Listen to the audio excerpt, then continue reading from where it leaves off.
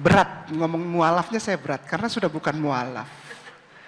Iya, ya, insya Allah mu'alif, insya Allah. Bismillahirrahmanirrahim. Assalamualaikum warahmatullahi wabarakatuh. Saya diberi gambaran untuk membawakan Islam sebagai jalan kebenaran. Islam is the right path.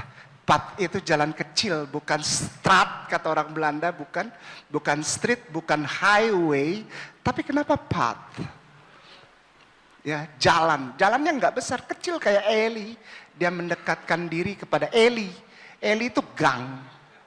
Kalau path itu jalan kecil tapi berbatu tanah, path. Tahun 2011 istilah ini saya ngobrol sama Ustadz Anwar Sujana di lantai 4 di atas di gedung Rumah Sehat Basnas. Dulu itu saya kalau ngobrol sama Ustadz Anwar, sama Ustadz Saiful almarhum, Ustadz Amir almarhum, itu sampai jam 9 malam, setengah 10 malam.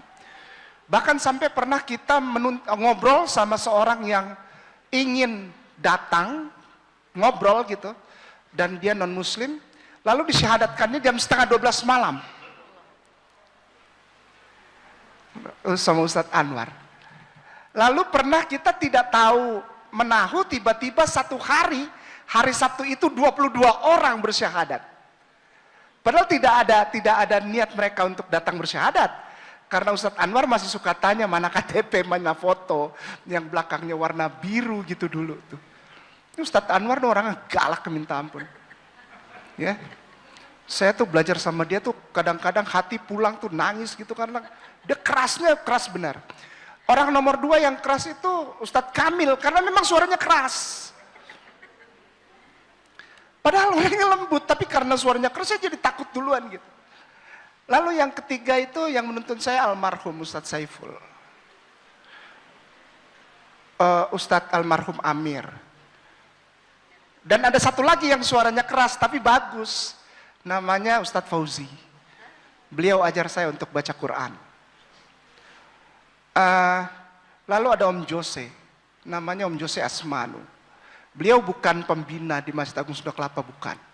Tidak ada urusannya dengan kepengurusan. Tapi luar biasa ini orang.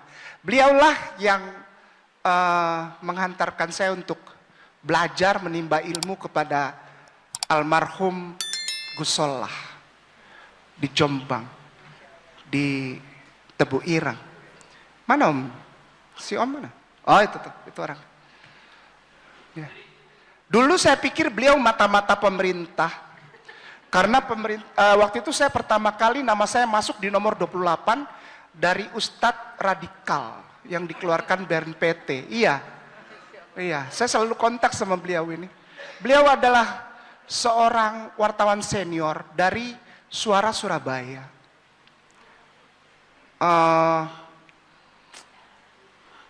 Kemarin baru dibilang sama Om Jose. Om Jose telepon. Kay di mana? Saya lagi di Sukabumi. Alhamdulillah tahun 2021 namamu tidak ada. Wah, saya malah sedih Om, saya bilang. Dari nomor 28 hilang terus saya sekarang. Om Jose yang periksain per nama itu. Nggak ada Ustadz Kay. Alhamdulillah, saya bilang saya malah sedih. Saya takutnya ada yang salah. Nama saya Agustinus Christopher Kainama. Setelah bersyahadat nama saya Ahmad Kainama. Saya tidak menemukan path itu. Saya tidak mencari jalan itu, jalan kecil, enggak. Islam is the right path. Enggak, saya enggak nyari, beneran wallah, benar wallahi. Itu ada orang-orang yang masih ada di sini para tuan guru. Ada Ustazah Fatimah, itu juga kalau ngatur jadwal, kalau ngatur manajemen, ampun. Kerasnya minta ampun. Tapi dari orang-orang seperti ini saya banyak belajar. Ustazah Hafifah tuh. Dia kalau ada acara, itu kayaknya setiap 10 menit dia ingatkan, Ustadz Kay, Ustazah Hafifah. Dari orang-orang ini kita belajar untuk berada di path itu. Islam is the right path. Enggak, saya nggak nyari beneran. Wallahi enggak. Ngapain saya pilih Islam? Hidup saya dulu di luar Islam enak, Ustaz. Avanza F1336 KAY, warnanya hitam. Begitu pas sudah syahadat, patah-patah tulang loh yang ngurusin Ustaz Anwar tuh. Malam-malam nyuapin makan. Sama waktu itu pernah Pak Aksa datang ke lantai 4. Kenapa sih kayak gitu? Gak punya apa-apa. Maka itu saya pengen bilang ya sebetulnya ya sama orang-orang yang ngobrol sama saya. Alhamdulillah Ustazah, bersama Ustadz Anwar waktu saya masih di ini, Ustazah Ukti Tere, di ruang rumah sehat Basnas lantai 4 itu, waktu libur pertama COVID itu, totalnya 724 orang yang Allah izinkan untuk ngobrol sama saya lalu bersyahadat. Itu semua dicatat oleh Ustadz Anwar dan Ustazah Fatimah dalam nomor-nomor sertifikat.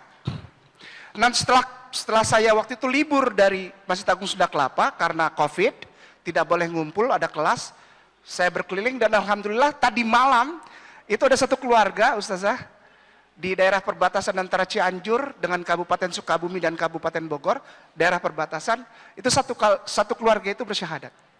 Padahal satu keluarga itu yang ketika saya datang pertama itu, saya di depan pagar disiram air tai, air kotoran manusia. Kalau Ustadz Anwar dan orang-orang di Masjid Agung Sunda Kelapa dengar saya diginin udah biasa deh. Emang dia udah makanan dia, biarin aja deh. Berkah buat kain nama katanya. Digebugin, di YouTube, dihina-hina. Bagus loh. Tadi ibu siapa? Ibu Debbie.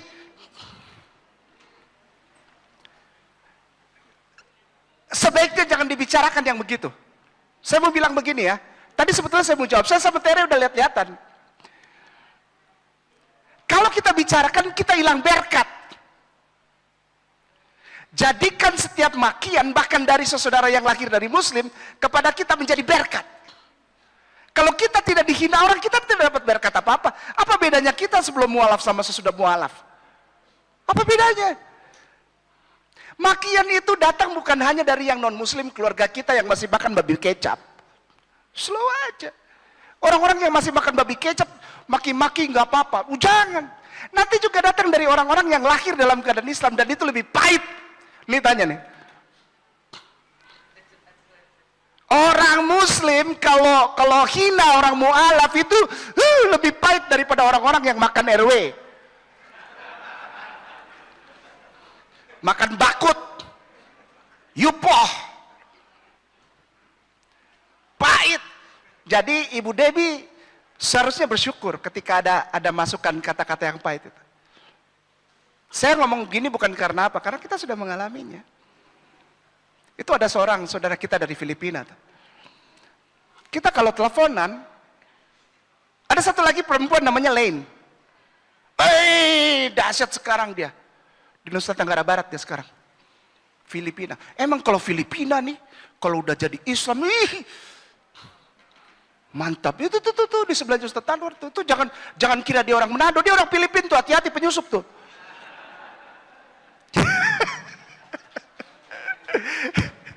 Dia kalau udah telepon Ustadz K bisa 1 jam lebih. Ini mualaf di Masjid Agung Sunda Kelapa bersama Ustaz Anwar. Lalu ada bule satu, Jim dari Australia. Sampai sekarang gitu, dia telepon karena perbedaan waktu, jadi teleponnya pasti malam. Dia nggak mau tahu Ustadz K udah tidur kah, lagi naik motor kah, lagi kehujanan, lagi berhenti di pinggir warung. Pokoknya harus angkat Ustadz K. Ngobrol aja. Islam is the right path. Itu bukan judul. Sekali lagi, itu bukan judul dari apa yang ingin saya paparkan. Itu adalah kebenaran. Boleh orang tidak mengucapkan dua kalimat syahadat. Boleh orang menyerang iman Islam. Boleh orang bilang begini begitu radikal, tunas-tunas teroris kepada Islam. Silakan. Kenapa? Karena Islam itu nggak terpengaruh dengan hal itu. Islam tidak perlu dicari. Islam datang kepadamu, para mu'alaf dan calon mu'alaf. Kalau ada yang belum mengucapkan 2 kalimat syahadat, bahkan kamu nggak pernah dengar tentang Quran, tentang Rasulullah, nggak usah dengerin. Dia akan datang kepadamu. Hai saudaraku, jangan keraskan hatimu. Oh, apabila dia menjamah saudara. Sebetulnya saya udah dipesenin sama salah seorang tuan guru saya di sini. Ustadz Kiai, nanti kalau ngomong bawain temanya, jangan usik-usik yang dulu-dulu. Nggak peduli, kayak nama sama orangnya. Makanya jangan undang kayak nama, sakit kupingnya ntar. Sakit kupingnya. Enggak, kita kan terbuka, ntar deket sama pemerintah. Pemerintah yang bilang gua radikal, kok selalu gua enggak.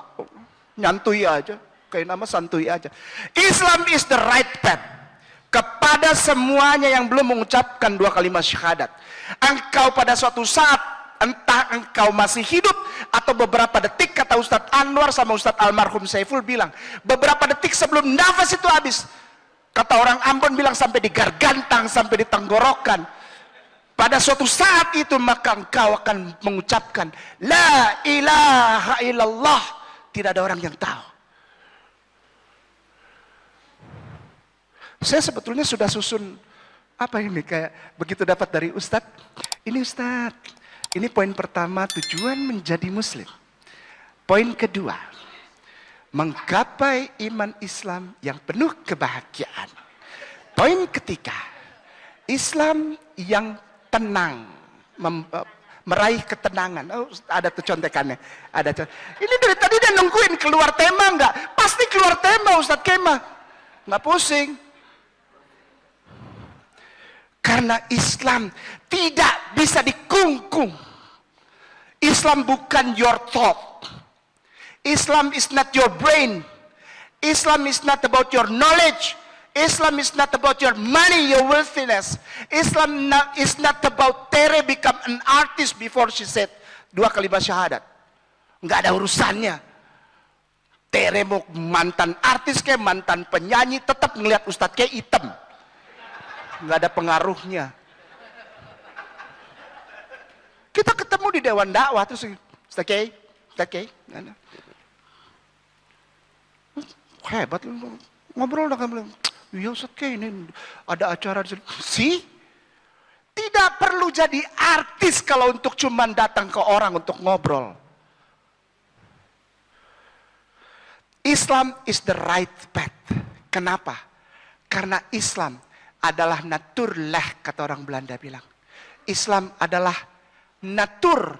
Islam adalah alamiah. Ketika manusia diciptakan, maka Islam itu ada bersama orang itu. Al-Quranul Karim menuliskan demikian.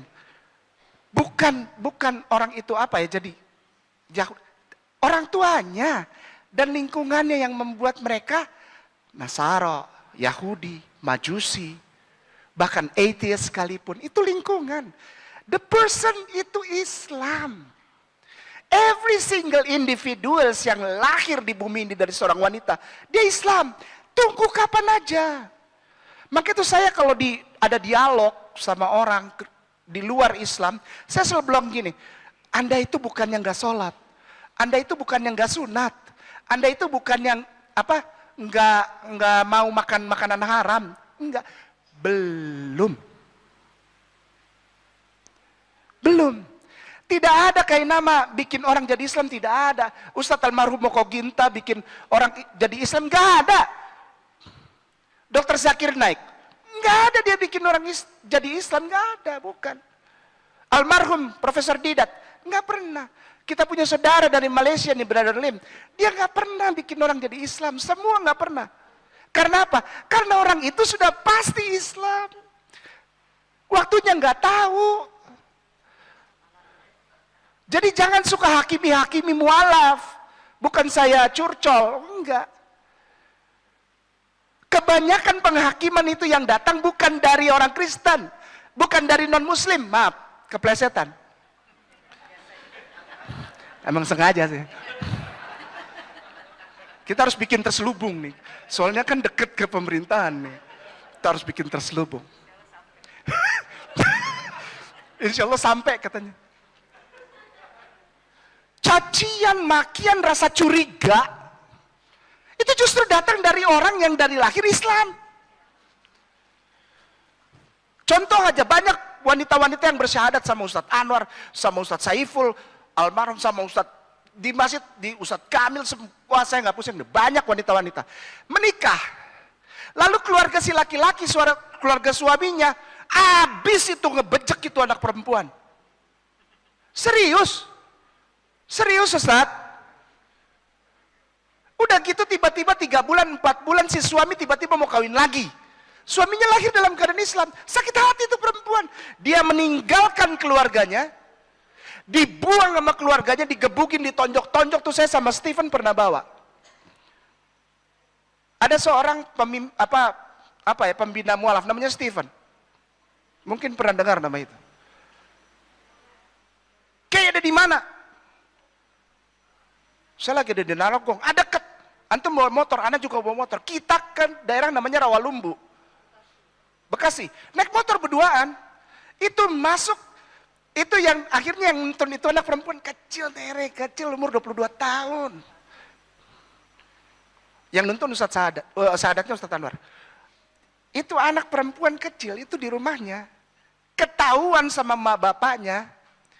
Di kamarnya ada sajadah, ada mukena, sama ada belajar baca Quran itu Iqra.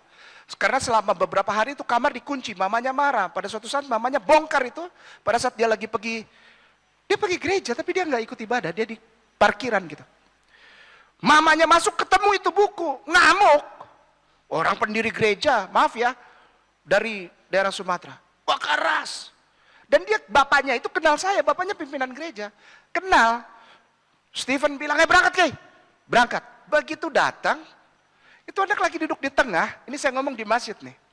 Dia duduk di tengah, kursinya kecil, dia pakai blus ya, biasa orang pergi gereja kan pakai rok hitam, blusnya putih. Itu udah merah semua tahu. Dan dia dikelilingi setiap orang yang lewat ngomong, ludah, pukul. Nanti orang lewat lagi, ini bulu badan berdiri nih. Itu anak Ustadz Anwar tahu, pecah. Sekarang anaknya sudah 2. Habis ditampol. Dimulai dari siapa? Dari papinya. Begitu lihat gitu, naluri debt collector Ambon saya timbul. Bukan naluri Ustadz, bukan. Mulai pelan-pelan lepas kacamata toh, ya kan? Saya ini matanya minusnya parah Ustazah. Begitu lepas kan buram semua, ya kan? Iya, buram lah, buram. Saya taruh bilang, Steven, iya, udah ngerti. Steven udah ngerti. Cara permainan anak priuk nih dia bilang. Taruh di tasnya Steven, di pinggir motor, baru kita masuk. Begitu, udah kelihatan cowok ini merah, udah darah semua. Ngocor semua, pecah. Saya lari, pokoknya orang yang deket saya tampol. Asli, supaya Steven bisa masuk, Steven bisa gendong. Lari, saya pakai ini, boom, begitu kan, orang yang dekat saya, dia jatuh, terus saya tekan pakai ini. Terus rupanya yang begitu dia dibawa, dia bilang, Agustinus, om, saya ciumin itu, dia betul, saya ciumin. Ini rasa bersalah tinggi, ini betul, rasa berdosa tinggi. Bapak pendeta, iya saya pakai dasi gitu, jadi nyangkut di kaki saya. Ini right path, ya, ini right path, ini jalan. Bukan untuk dibanding-banding, karena nggak bisa.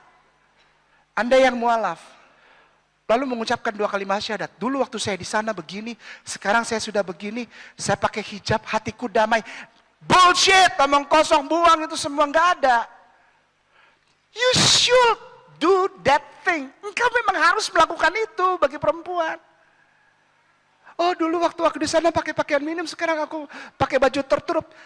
Kenapa bingung? Engkau memang bukan ditakdirkan ya, naturally, secara alamiah engkau pakai baju begitu. Jadi ketika engkau pakai baju itu yang menutup aurat, engkau kembali kepada fitrahmu. Ya nyaman lah.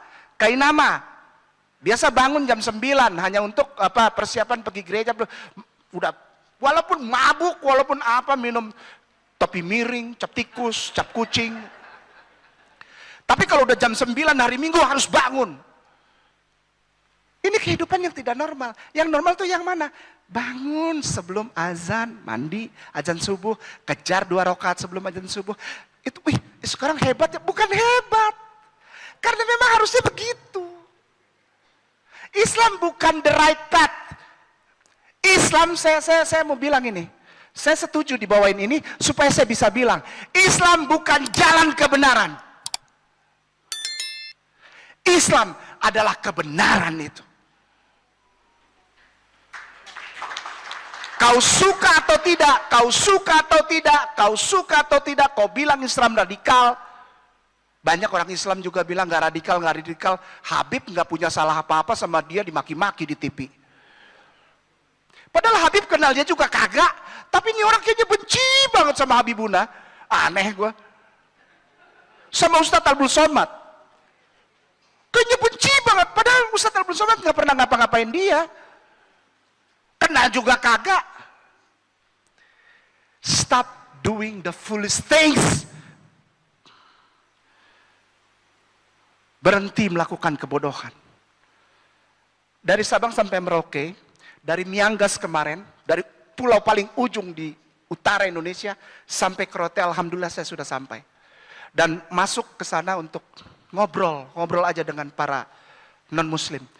Contoh di Lambentana, di Morowali Utara, Luwu. Hutan, belum ada apa-apa.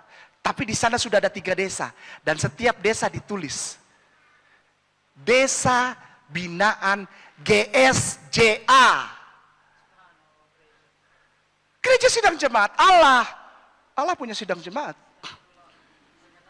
GSJA. Ditulis dan mereka bangga pasang itu. Sementara orang di Jakarta yang muslim, di sini banyak kristenisasi. Kau pergi lihat saudaramu. Di sana butuh ustadz, daerah-daerah di sana butuh ustadz ngajar ngaji. Di Jakarta orang kejar masuk TV, ustadz-ustadz tuh jago-jago, ganteng-ganteng. Ilmunya tinggi, ngejarnya masuk TV. Masuk hutan, lihat saudara lu. Ciumin saudara lu, ajarin ngaji. Ajarin surat cintanya Allah. Ngejar jabatan di Jakarta, kartu mati. Ketika aku datang ke sana, aku lihat mereka butuh sekali. Butuh apa? Surat cintanya Allah. Surat cintanya Allah. Apakah Anda sudah bawa surat cinta Allah? Nggak usah jauh-jauh sampai ke hutan Lambentana, nggak usah. Kepada keluargamu.